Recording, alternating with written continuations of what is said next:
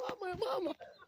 بقول لك ايه يا عم، هي العروسه شكلها عامل ازاي؟ نفس الخلقه كده بس وهي لابسه العبايه، نفس الشخصيه بس وهي لابسه العبايه. طب ما تلبسوا عبايه وتدوه.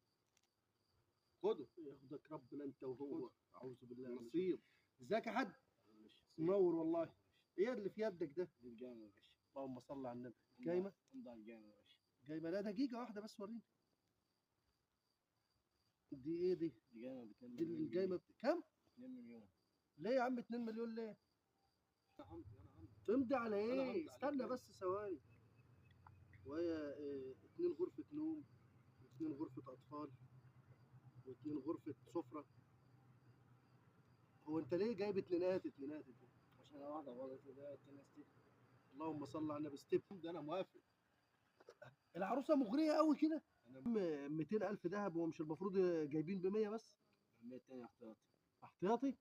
ليه أنت بتلعب في المنتخب؟ أنت العروسة بتلعب باك شمال ولا إيه؟ لا طبعا. لا طبعا. أمال حاططهم ليه في العين؟ هي سلوى بلدنا كده. سلوا بلدكم كده.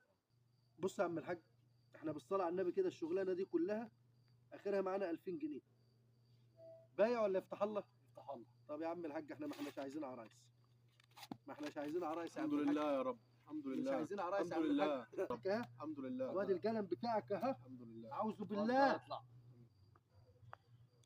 قايمه 2 مليون ومليون ومليون ونص و2 مليون ونص و3 مليون في الصعيد وفي الارياف وي وي وي.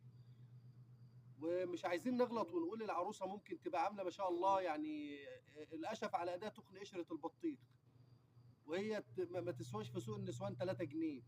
ما تفهمش ليه يقول لك سلو بلدنا كده، العادات والتقاليد، العرف. عرف مين يا عم؟